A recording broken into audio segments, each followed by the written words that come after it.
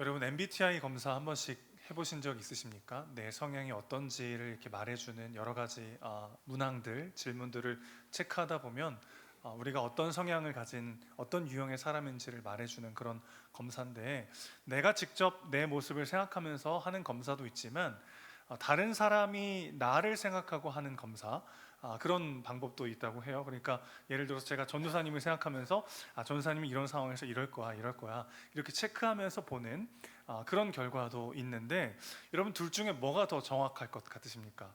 내가 직접 내 MBTI 조사를 할 때와 나를 잘 아는 누군가가 나를 생각하고 해줄 때, 둘 중에 뭐가 더 정확할까요? 내가 한 게 더 정확할까요? 나를 제일 잘 아는 건 나니까 사실 내가 한 게 제일 정확할 수 있겠죠. 그런데 사실은 내가 실제 내 모습을 고르기보다 되고 싶은 나의 모습을 고를 때도 있다고 해요. 그래서 내가 한 조사지만 좀 부정확하게 나올 때가 있습니다. 좀 내가 처한 상황이나 감정에 따라서도 또 다르게 나오기도 하는 거죠. 그러면 뭐 타인이 나를 잘 아는 다른 사람이 나를 놓고 검사했던 게 더 정확할까? 또 그도 그렇지 않을 것이, 물론 내가 생각하는 나도 못 보는 나를 타인은 볼 수도 있지만, 사실 우리가 인간관계를 맺을 때 타인은요, 내가 선별하여 보여주는 내 모습만을 보게 되잖아요. 그러니까 나에 대해서 아무리 잘 알아도 내가 보여주지 않는 나의 모습이 있기 마련이기 때문에 다른 사람이 보는 나도 완전한 내 모습이지는 않을 때가 있는 거죠. 사실 내가 보는 나도, 다른 사람이 보는 나도 온전히 나일 수는 없습니다. 하나님 보시는 나가 진짜 나의 모습인 것이죠. 그런데 하나님이 말씀하시는 나와 내가 생각하는 나의 모습이 차이가 있을 때가 있어요. 그럴 때 우리는 당황함을 느끼곤 하는데, 크게 두 영역에서 그런 일이 벌어집니다. 첫 번째는 나는 적어도 이 지점에 있어서는 괜찮은 사람이라고 생각했는데 하나님은 그 영역에서도 은혜가 필요한 죄인이라고 말씀하실 때가 있어요. 뭐 저로 예를 들면, 저는 제가 정직하고 책임감 있는 사람이라고 생각했는데 하나님의 임재를 더 경험하면 경험할수록 내가 그 지점에서도 연약한 죄인이라는 사실을 더 깨달아 알게 되는 거죠. 마치 어두운 곳에 있을 때는 잘 안 보이다가 밝은 곳에 나가면 내 옷에 먼지가 보였던 게 다 보이듯이, 사실 예수님께 더 나아가면 나아갈수록 우리는 우리의 죄가 더 선명하게 드러나는 것을 경험하게 됩니다. 사실 성화라고 하는 것, 더 거룩해지고 더 예수님을 닮아가는 과정이라고 하는 것은 결국 더 내 죄에 눈뜨는 과정이라고도 말할 수가 있겠어요. 예수님을 닮아가면 닮아갈수록 내가 얼마나 더 심각한 죄인인지를 더 깊이 경험하게 되는 거죠. 마치 바울이 내가 죄인 중에 괴수다라고 고백했던 것처럼요. 여러분, 바울이 이 고백을 언제 했는지 아십니까? 그가 처음 예수님 믿고 다메섹 도상으로 가는 중에 예수 믿던 사람들을 막 잡아 죽이려고 가던 그 길가에서 예수님을 만나가지고 네가 나를 핍박하는, 나는 네가 핍박한 예수다. 그 예수님을 만난 다음에 내가 이전에는 괜찮은 사람인 줄 알았는데 예수님을 딱 만나고 보니까 내가 죄인 중에 괴수구나. 요때 고백한 게 아니고요. 바울이 숱한 교회들을 개척하고 수많은 사람들에게 복음을 전하고 막 죽을 위기에 처하기도 하고 막 일평생을 주님께 다 내어드리고 난 다음에 그의 노년 때에 고백했던 게 바로 이 고백이에요. 내가 죄인 중에 괴수구나. 그가 그냥 겸손한 척한 게 아니고요, 예수를 알아가면 알아갈수록, 더 주님을 깊이 경험하면 경험할수록 내 죄가 더 선명하게 드러나서 내가 정말 주님의 은혜가 아니면 살 수 없는 소망 없는 죄인이구나를 우리는 더 깊이 깨달아 알게 되는 거죠. 그런데 그것이 소망이 되는 이유는 그럼에도 불구하고 하나님 나를 사랑하시고 나와 함께 하신다는 것이 더 큰 감격으로 다가오기 때문인 것이죠. 자, 반대로 두 번째의 경우는 나는 하나님께 쓰임받기에 너무 부족하고 연약한 사람이라고 생각하는데 하나님은 그런 나를 통해서 일하기 원하신다라고 말씀하실 때가 있어요. 이때도 좀 당황스럽습니다. 나는 아무것도 할 수 없을 것 같고, 내가 하나님께 쓰임받긴 나는 너무 늦어버린 것 같은데, 혹은 내가 가지고 있는 게 아무것도 없는 것 같은데, 그럴 때 하나님은 내게 오셔서 너를 통해 내가 일하기 원한다, 내가 너와 함께 할 것이고 너를 통해 영광 받기 원한다 말씀하실 때가 있단 말이죠. 이때도 우리는 뭔지 모를 당황함을 느끼곤 하는 거죠. 우리는 사실 내가 인정하는 것보다 훨씬 더 심각한 죄인이고, 내가 기대하는 것보다 훨씬 더 사랑받고 용납받는 하나님의 사람임을 기억해야 합니다. 그것이 진짜 우리의 모습이라는 거예요. 내가 보는 나, 타인이 보는 나보다 하나님 보시는 내가 더 정확한 나의 모습인데, 그 핵심은 내가 인정하는 것보다 더 죄인이지만 내가 감히 바라고 기대하는 것보다 훨씬 더 사랑받고 용납받는 의인이라는 것을 우리는 더욱더 눈뜨게 되는 것이죠. 그런데 사실 이것을 제대로 인지하지 못할 때가 많아요. 왜냐하면 둘 모두의 경우에서 내 행위의 근거에서 판단하기 때문에 그렇습니다. 아니, 나는 그렇게까지 심한 죄를 지은 것 같진 않아 라고 여기는 이유는 내 행위로 나의 존재를 판단하기 때문이죠. 그런데 사실 성경이 말하는 죄는 행위 이전에 존재적 망가짐의 상태를 말합니다. 마치 지금 제 뒤에 나무가 있는데 나무에서 가지가 하나 뚝 떨어지면요, 나무가 막 화가 나가지고 막 저주하고 미워하지 않아도 이 나무가 어떻게 되죠? 점점 말라 죽어가죠. 지금 당장 살아있는 것 같지만 그러나 나무로부터 떨어져 나가면 그는 점점 말라서 죽을 수밖에 없죠. 이게 바로 죄의 가장 본질적인 정의라고 할 수 있겠어요. 우리가 하나님을 사랑하고 하나님의 주인 되심을 인정하며 살기보다는 나 스스로가 주인 되어서 내 마음대로 삶을 살아가려고 할 때 그 안에 또 다른 목마름과 두려움이 우리 안에 가득하게 되는 거죠. 바로 그 존재적 상태와 우리 삶의 경향성을 성경은 죄라고 말하고 있습니다. 반대로 나는 그렇게까지 막 내세울 만한 장점이나 자랑이 없어 이렇게 여기는 것도 사실은 뭘 기준으로 보는 거예요? 내가 어떤 일을 이뤘는가, 내가 무엇을 했는가로 내 삶의 가치를 판단하는 방식인 거죠. 그런데 우리의 가치는 내가 무엇을 했느냐로 정해지지 않습니다. 그리스도께서 날 위해 무엇을 행하셨는지에 따라 우리의 삶이 결정되는 거죠. 그것을 복음은 이야기하는 것입니다. 자, 그러니까 내가 인정하는 것보다 더 심한 죄인이지만 내가 기대하는 것보다 더 사랑받는 의인이다라고 하는 이 복음의 메시지에 눈을 뜨기 시작할 때 진정한 평강을 우리는 경험하게 되는 거죠. 여러분, 살면서 우리 안에 있는 기쁨과 평강은 언제 깨집니까? 내가 연약하고 부족하다는 사실에 눈 뜰 때, 내가 뭔가 열심히 했는데 그게 의도대로 잘 되지 않고 공든탑이 막 와르르 무너질 때, 나의 한계와 나의 죄악을, 나의 실패를 직면할 때 우리는 무너지게 되잖아요. 그럴 때 주님께서 이렇게 말씀하시는 거죠. 나는 소망 없는 죄인이라고 생각했는데 사실은 하나님께서 그런 나를 통해 일하시고 영광 받으시겠다고 약속하셨고, 나도 내가 용납이 안 될 만큼 나의 한계와 연약함을 직면할 때 괴롭지만 그러나 하나님은 그걸 다 아시면서도 나를 사랑하시고 나와 함께 하신다는 것, 이것을 눈을 뜰 때 우리는 흔들리지 않는, 현실과 상황이 빼앗을 수 없는 진정한 평강을 누리게 되는 것이죠. 자, 오늘 본문은 두려움과 원망으로 가득했던 한 사람 기드온에게 하나님께서 평강을 선물해 주시는 이야기를 담고 있어요. 그는 포도주 틀에 몰래 숨어가지고 밀을 타작하고 있었습니다. 당시 이스라엘은 미디안 족속이라는 사람들에게 괴롭힘을 당하던 때였어요.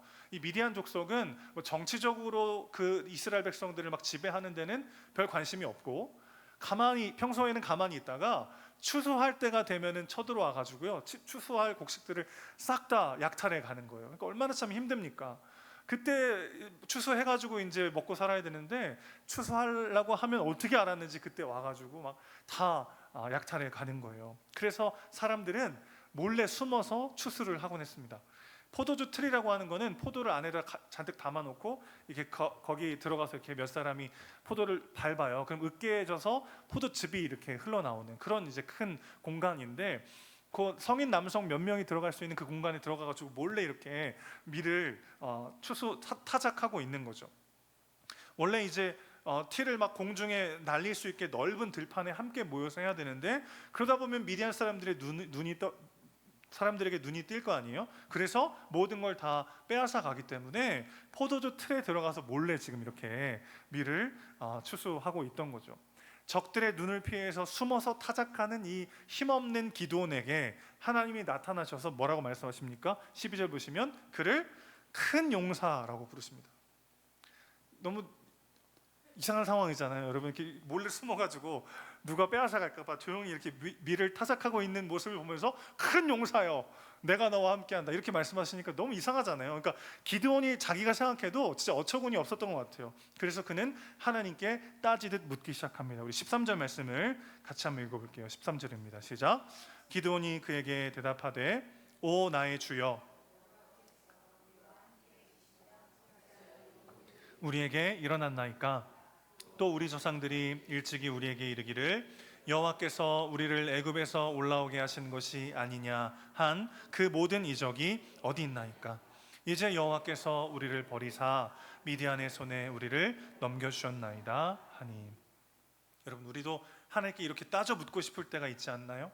하나님이 우리와 함께 하신다면 왜 우리에게 이런 고난이 있습니까? 그렇게 따져 묻고 싶을 때가 있습니다. 기도원이 지금 그 마음으로 하나님께 묻고 있는 거예요. 아니, 모세를 보내셔서 우리를 애굽에서 구원하셨다는 바로 그 하나님 대체 어디 계십니까?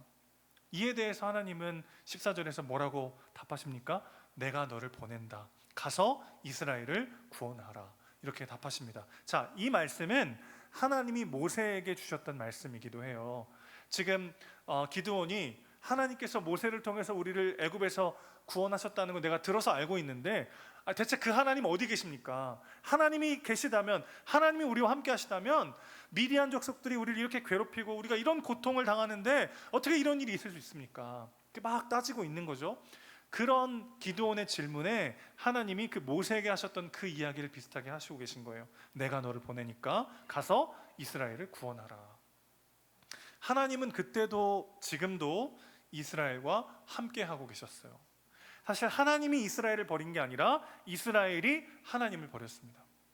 그들이 하나님보다 다른 것들을 더 사랑했고 하나님이 아니라 다른 것을 의지하며 살고 있었어요. 그래서 그것들의 노예가 되고 그들은 하나님이 아니라 다른 것을 의지하며 살면서 더 큰 목마름과 고통을 당하게 된 거죠. 하나님이 아니라 그들이 하나님을 버린 것이죠. 여러분, 우리가 삶의 어려움과 고난 앞에 정말 내가 붙잡고 의지하고 살아가고 있던 것이 무엇인지를 우리는 돌아봐야 합니다. 하나님 안에 참 기쁨과 만족이 있다는 건 어떤 뜻이냐면, 하나님 안에서 그것을 찾지 않고 다른 것을 붙잡고 다른 것을 의지하여 살아갈 때 우리에게는 더 큰 목마름과 고통이 있을 수밖에 없다는 뜻인 것이죠. 오해하지 마십시오. 우리가 당하는 삶의 모든 고난이 다 우리의 죄 때문에 겪게 된다는 말은 아닙니다.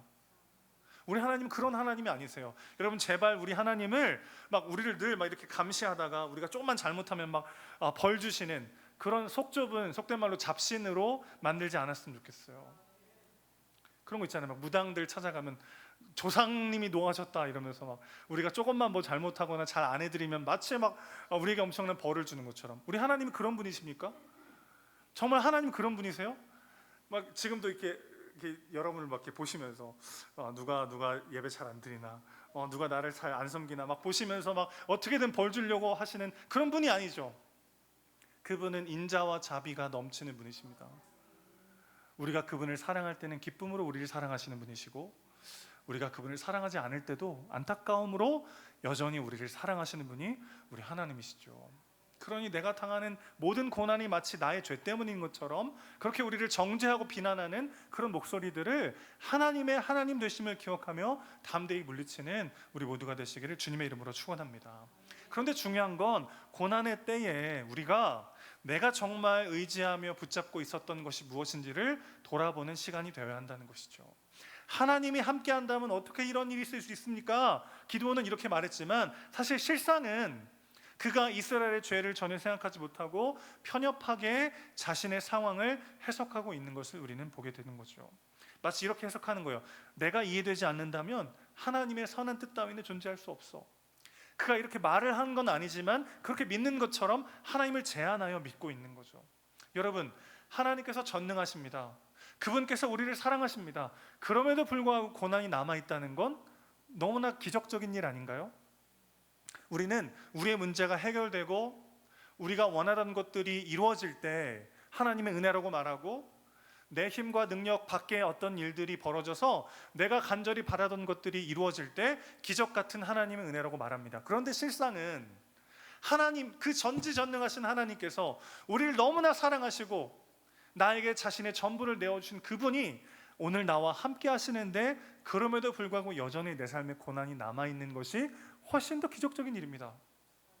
예를 들어보죠.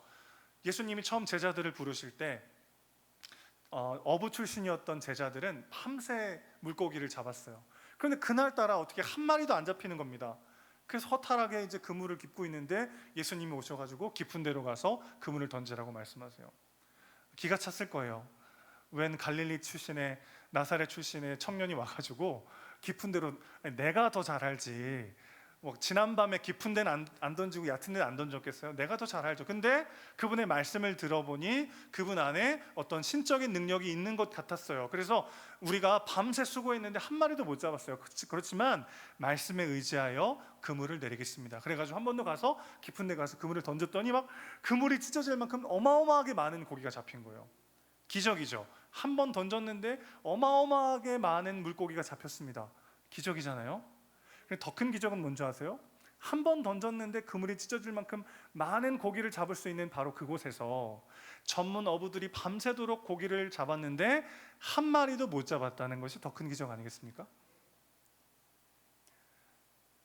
여러분, 만약에 예수님 오시기 전에 이미 많이 잡았으면 깊은 데로 가서 됐어요, 우리 많이 잡았어요, 그랬을 거 아니에요? 그들의 실패와 고난은 예수께로 가는 문이었던 거죠. 예수님의 능력을 경험하는 축복의 통로였던 거죠. 그러니 우리에게 진짜 기적은 뭐죠? 여전히 우리 삶에 고난이 남아있다는 게 기적이에요. 그 전능하시고 나를 사랑하시는 그분이 나와 함께 하시는데 아직 문제가 해결되지 않았다? 그게 진짜 진짜 기적이란 말이죠. 고난 가운데 하나님께서 이 고난 너머에 우리 삶에 이루기 원하시는 거룩하고 선하신 뜻이 있다는 것을 우리는 바라봐야 합니다. 이 두 가지가 다 있어야 되는 거죠. 죄에서 돌이켜 하나님만 온전히 의지하도록 하게 하는 시간이 있을 수 있고, 또 한 가지는 그 고난을 통과하여 우리 삶에 예비하신 선하고 완전하신 하나님의 길이 있다는 것입니다. 여러분, 하나님께서 우리에게 인도하시는 그 길은 늘 푸른 초장과 실만한 물가만 있는 것은 아니더라고요. 때로는 사망의 음침한 골짜기를 걸어갈 때도 있습니다. 여호와가 나의 목자셔도 푸른 초장과 실만한 물가만 있는 게 아니라 때로는 사망의 음침한 골짜기를 걸어갈 때도 있단 말이죠. 그 둘 모두를 사용하셔서 하나님은 우리 삶을 완성하십니다. 그러니까 우리가 늘 막 편안하고 풍족한 삶을 살도록만 인도하시는 게 아니에요. 우리가 초막이나 궁궐이나 내 주 예수 계신 곳이 그 어디나 하늘나라, 이렇게 고백하는 은혜를 누리도록 우리 삶을 하나님의 때에 하나님의 방법으로 인도하시더라는 것입니다. 그러니 이 둘 모두를 염두에 두고 우리는 우리의 현실을 바라봐야 되는 거죠. 하나님의 주인 되심을 고백하고 있지 않은 영역은 없는지 돌아봐야 되겠고, 동시에 하나님이 오늘의 현실 너머에 준비하고 계신 축복은 무엇인가를 우리는 바라봐야 한다는 것입니다. 죄로부터의 돌이킴과 소망을 품은 기다림, 이 둘 모두가 이해되지 않는 상황 가운데 우리가 가져야 되는 믿음의 시선인 것이죠. 낙심해 있는 기드온에게 하나님 말씀하세요. 큰 용사여, 가서 미디안의 손에서 이스라엘을 구원하라. 이 말씀은 어떤 뜻입니까? 하나님이 그들을 버린 게 아니라 그들이 하나님을 버렸고 다시 하나님께로 돌이켜 하나님의 구원을 붙잡을 때 하나님께서 친히 그 모든 것들을 이루시겠다는 약속인 것이죠. 누구를 통해서요? 기드온을 통해서요. 그런데 기드온은 뭐라고 고백합니까? 15절 말씀 보시죠. 내가 무엇으로 이스라엘을 구원하겠습니까? 나의 집은 극히 약하고 제일 작습니다. 이렇게 고백하고 있어요. 자, 기드온의 자기 인식은 지금 뭐에 근거하고 있습니까? 자기가 가진 것에 근거하고 있어요. 나의 재산, 나의 힘, 나의 경험과 연륜이 부족하기 때문에 나는 그 일을 감당할 수 없다라고 손살에 치고 있는 것이죠. 자, 그런데 27절 이하에 보면은, 오늘 다 읽진 않았습니다만은, 그의 아버지 집에는 기드온의 말에 목숨 걸고 움직일 수 있는 최소한 10명의 종들이 있었다는 것을 우리가 알 수 있습니다. 그리고 숫소와 염소 같은 가축들이 많이 있었고, 많은 돈을 들여서 제작해야 되는 우상과 제단들도 그 집안에 있었어요. 그러니까 기드온과 그 집은 상당한 부를 가졌던 것으로 우리가 예상할 수 있는 거죠. 그러나 이스라엘을 구원하기에는 그가 가진 것이 턱없이 부족했던 것도 사실입니다. 자, 그러니까 그가 가진 것은 그렇게 부족하지 않았어요. 그런데 한 나라를 구원하기에는, 미디안과 싸워서 이스라엘을 구원하기에는 턱없이 부족한 게 사실이기도 하죠. 자, 그런데 내 삶의 의미와 목적이 내가 가진 것에 근거하여 결정된다면 우리는 항상 부족하다고 말할 수밖에 없습니다. 가진 것보다는 가지지 못한 것 때문에 불행해지게 되고, 우리의 자기 인식이 내가 가진 무언가에 근거한다면 우리는 늘 불안하고 불만족스러울 수밖에 없어요. 왜냐하면 내가 가진 것으로 할 수 있는 것이 있지만 내가 가진 것으로 할 수 없는 것들도 여전히 존재하기 때문에. 그러니까 내 삶의 의미와 가치를 내가 가진 것에 근거해서 나를 해석하면 언제나 뭐에 집중할 수밖에 없어요? 내가 못하는 것들, 내가 할 수 없는 것들에 집중할 수밖에 없는 거죠. 그런 기드온을 하나님께서 큰 용사라고 부르신 이유가 뭡니까? 그가 한 민족을 구원할 만큼 어마어마한 군사력이나 엄청난 지혜나 어마어마한 부를 가져서가 아니었어요. 그를 큰 용사라고 부르신 이유는 그가 충분히 많은 것을 가졌기 때문이 아니라 하나님이 그와 함께 하셨기 때문이죠. 오늘 12절에서도 16절에서도 계속해서 반복되는 게 무엇입니까? 여호와께서 그와 함께 하신다는 약속이에요. 여러분, 사실 하나님께서 모세를 부르실 때도 요셉을 들어 사용하실 때도 하나님은 그들이 무엇을 가졌는가, 그들이 어떤 상황에 처해 있는가를 보신 게 아니었어요. 그들과 함께 하시겠다는 약속만 주시고 그들을 사용하십니다. 풍족한 재정이나 안정적인 환경이나 탁월한 실력이 없이도 그들과 함께 하시겠다는 그 하나의 약속만으로 그들을 사용하셨다는 거예요. 그러니까 우리가 무엇을 가졌느냐보다 중요한 것은 우리가 누구와 함께하고 있느냐인 것이죠. 그것이 우리 삶을 진정으로 결정하는 중요한 요소가 된다는 것입니다. 예전에 그런 예화 많이 들었던 것 같아요.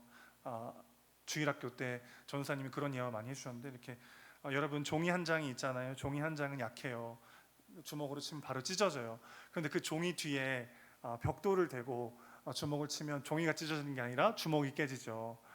우리는 종이 한 장 같이 연약한 존재지만 하나님이 우리와 함께 하시면 우리는 어떤 일들은 감당할 수 있어요. 이런 예화들을 많이 들으셨던 기억이 나요. 여러분, 우리가 무엇을 가졌느냐보다 더 중요한 것은 우리가 누구와 함께 하고 있느냐죠. 왜 그렇습니까? 그분이 함께 하실 때 그분이 인도하시고 그분이 채우시고 그분이 완성하시기 때문에 그렇습니다. 여러분 뒤에 누가 계십니까?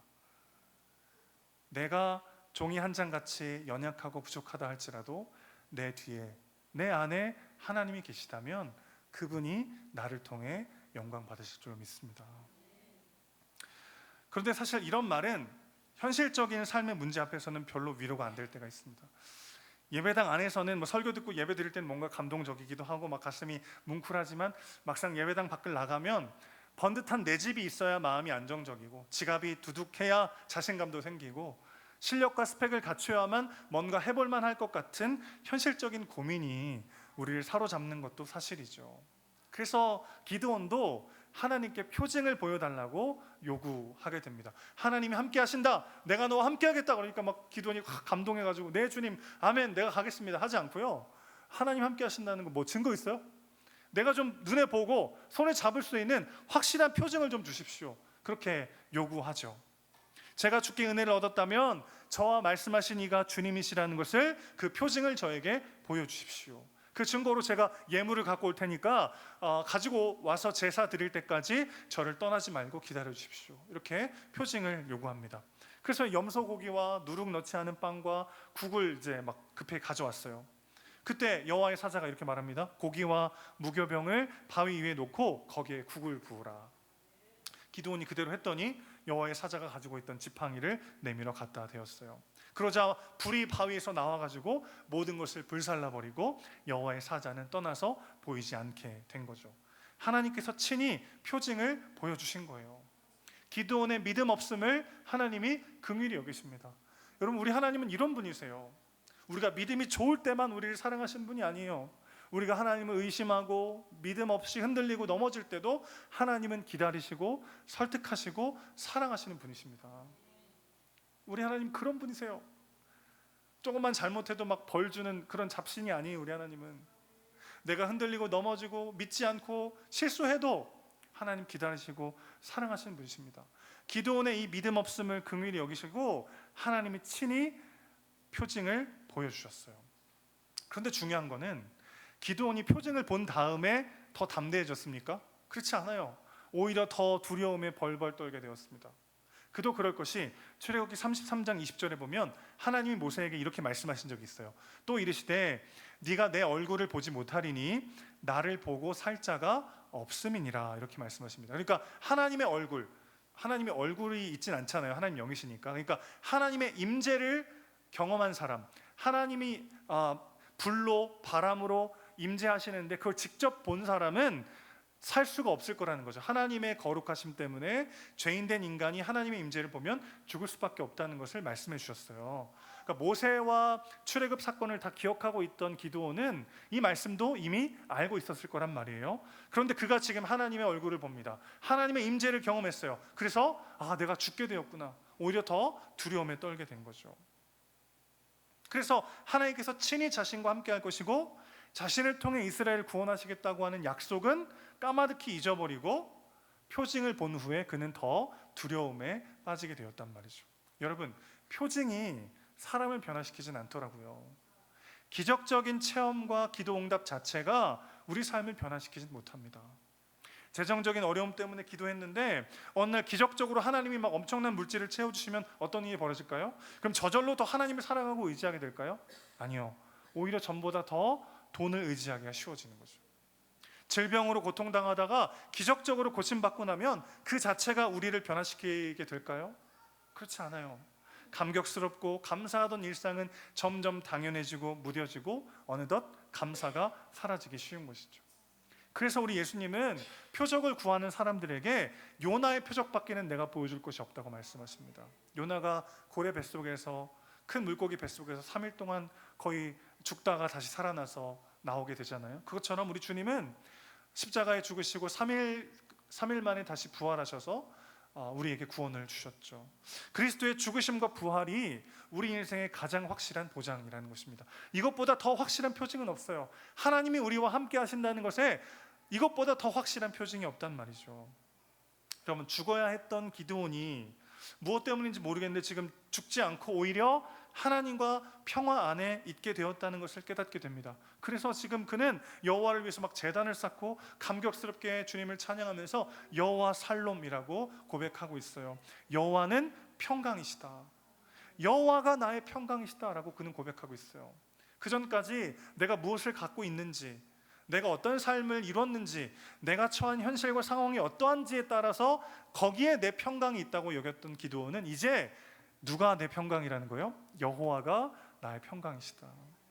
그분과 함께하는 삶이 진짜 내 삶의 평강을 결정한다고 그는 고백하고 있는 것이죠. 마땅히 죽어야 할 자가 죽기는커녕 하나님과 더 화평하게 되는 이 말도 안 되는 일이 어떻게 가능했습니까? 그리스도의 십자가 사건으로 저와 우리 모두, 그리고 기드온까지요, 우리 모두가 당했어야 될 그 죄의 모든 대가가 다 지불된 것이죠. 그리고 그분의 부활과 함께 우리는 하나님의 자녀로 다시 지음을 받게 되었습니다. 이거보다 더 확실한 표징은 없어요. 골고다 언덕의 그 사건으로 인해서 여호와 살롬은 기드온의 고백이 되는 것이 아니라, 기드온의 고백만 되는 것이 아니라 오늘 우리에게 부어진 축복이 되었습니다. 주님은 우리에게 평안을 주시기 위해서 자신의 편안을 버리고 이 땅에 오셨어요. 그리고 죽으시고 부활하신 다음에 11명의 제자들에게 나타나셔서 예수님이 가장 먼저 하신 말씀이 뭔지 아십니까? 너희에게 평강이 있을지어다 였습니다. 그분이 우리와 함께 하시고 내 안에 오셔서 여호와 살롬으로 우리 삶을 지키고 계십니다. 우리 실력이나 현실, 우리가 가진 재물이나 재능과 상관없이 하나님께서 우리와 함께 하심이 우리의 삶을 결정하게 될 줄로 믿습니다. 우리 주님은 오늘 우리에게 오셔서 큰 용사여, 내가 너와 함께 하노라, 내가 너를 통해 이룰 위대한 역사가 있다고 우리에게 말씀하십니다. 그분 의지하여 오늘을 살아내는 우리 모두가 되길 소망합니다. 내가 무엇을 가졌는지, 내 현실이 어떤지로 내 삶의 평강과 내 삶의 의미를 결정하는 게 아니라 그분과 내가 함께 한다는 그 사실, 그래서 이런 나기 때문에 감당한 사명의 자리로 그분이 나를 인도하고 계시다는 바로 그 진리, 그 안에 참된 평강을 누리며 주어진 삶을 살아내는 저와 여러분 되시기를 주님의 이름으로 축복합니다.